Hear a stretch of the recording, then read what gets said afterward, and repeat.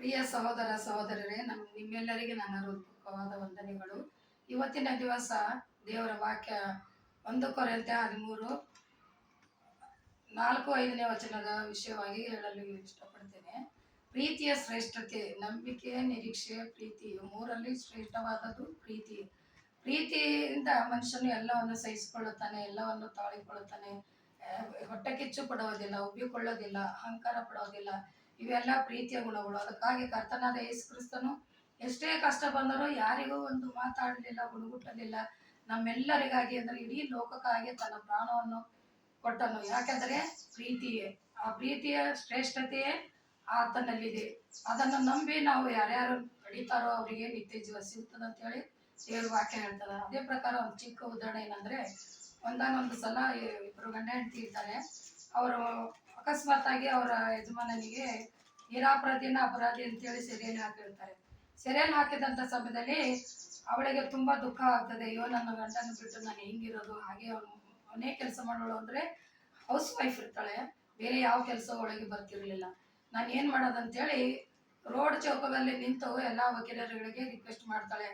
ಏನಂತಂದ್ರೆ, ಎಲ್ಲರೂ ಕೇಳಿರಿ, ನನ್ನ ಗಂಡನು ಸೆರೆಯಲ್ಲಿದ್ದಾನೆ, ಆತನನ್ನು ಬಿಡಿಸಿ ಯಾರು ಕೊಡ್ತೀರಾ, ಅವರ ಮನೆಯಲ್ಲಿ ನಾನು 10 ವರ್ಷ ಮನೆ ಕೆಲಸಗಳಂತ ಆಗಿ ಮಾಡುತ್ತೇನೆ, ದಯವಿಟ್ಟು ನನಗೆ ಸಹಾಯ ಮಾಡಿ ಅಂತೇಳಿ ಕೂಗುತ್ತಾ ಇರ್ತಾಳೆ.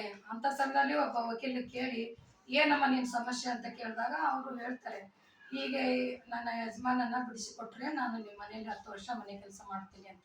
ಸರಿ ಆಯ್ತು ಅಂತೇಳಿ ಅವರು ಕೇಸನ್ನು ತೆಗೆದುಕೊಂಡು ಅವರು ಅವಳ ಕೆಲಸವನ್ನು ಮಾಡಿ ಅವರಿಗೆ ಜೈಲಿಂದ ಬಿಡುಗಡೆ ಮಾಡ್ತಾನೆ. ಆಕೆ ಗಂಡನಿಗೆ ಬಿಡುಗಡೆ ಮಾಡಿದ ನಂತರ ಆ ಅಮ್ಮ ಹೇಳ್ತಾಳೆ, ಅಪ್ಪ ನನಗೆ ಸಹಾಯ ಮಾಡಿದಿ ಸ್ತೋತ್ರ, ನಿನ್ನ ಮನೆಯಲ್ಲಿ ನಾನು 10 ವರ್ಷ ಕೆಲಸ ಮಾಡ್ತೀನಿ ಅಂದಾಗ ಅವ್ರು ಅಂತಾರೆ, ಇಲ್ಲಮ್ಮ ಆ ಥರ ಬೇಡ, ನೀವಿಬ್ರು ಗಂಡ ಹೆಂಡತಿ ಪ್ರೀತಿಯಿಂದಿರಿ ಸಾಕು ಅಷ್ಟೇ.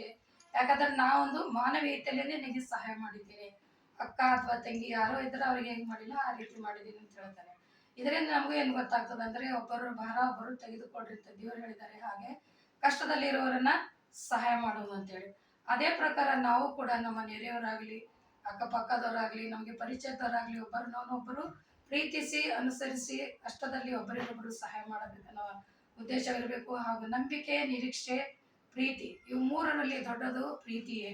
ಅದೇ ಯಾಕಂದ್ರೆ ತೋಮನಾದ ದೇವರ ಶಿಷ್ಯನಾಗಿದ್ದನು. ಆತನು ದೇವರ ಕೈಯಲ್ಲಿ ಕಾಲಲ್ಲಿ ಮಳೆಯದ ಗಾಯ ನೋಡುವವರೆಗೆ ಆತನು ನಂಬಲಿಲ್ಲ. ಅದಕ್ಕೆ ದೇವರೇನು ಹೇಳ್ತಾರೆ, ನೋಡದೆ ನಂಬುವವನೇ ಧನ್ಯನು. ನೋಡಿ ನಂಬುವುದು ಮುಖ್ಯ ಅಲ್ಲ, ನೋಡದೆ ನಂಬುವವನ ಧನ್ಯನು. ಆತನನ್ನು ನಂಬುವ ಒಬ್ಬನಾದರೂ ನಾಶವಾಗೋದಿಲ್ಲ, ಎಲ್ಲರೂ ನಿತ್ಯ ಜೀವ ಪಡಿತಾರೆ ಅಂತೇಳಿ. ಆ ನಿತ್ಯ ಜೀವ ಪಡಿಬೇಕೆನ್ನೋ ಪ್ರಯತ್ನದಲ್ಲಿ ಎಲ್ಲಾ ಸೇವಕರು ದೇವರಿಗೆ ಎಲ್ಲ ಬೇಡಿಕೊಳ್ಳೋದೇನಂತಂದ್ರೆ, ಎಲ್ಲ ಸೇವಕರು, ಎಲ್ಲ ಸಹೋದರ ಸಹೋದರರೇ, ಈ ಎಲ್ಲ ವಾಕ್ಯಗಳನ್ನು ಕೇಳಿ ನೀವು ಕೂಡ ಅದರಂತೆ ನಡೆದು ಮಾನವೀಯತೆಯಲ್ಲಿ ಇರಬೇಕಾಗಿ ಇವತ್ತಿನ ವಾಕ್ಯ ಆಗಿರ್ತದೆ. ಪ್ರಾರ್ಥನೆ ಮಾಡೋಣ ಮುಚ್ಚಿ. ಪ್ರೀತಿಯಲ್ಲಿ ಆಶೀರ್ವಾದ ತಂದೆಯಪ್ಪ ಯೇಸುವೆ, ನಿನ್ನ ನಾಮಕ್ಕೆ ಕೋಟಿ ಕೋಟಿ ಸ್ತೋತ್ರ. ಈ ಸಮಯದಲ್ಲಿ ಕರ್ತನೆ, ನಾವು ಪ್ರೀತಿಯ ಶ್ರೇಷ್ಠತೆ ಕುರಿತು ಮಾತಾಡ್ತಾ ಇದ್ದೇವೆ. ಅವಾಗ ನಮ್ಮ ಜೊತೆ ನೀವು ನಡೆಸಿದಕ್ಕಾಗಿ ಸ್ತೋತ್ರ ಕರ್ತನೆ.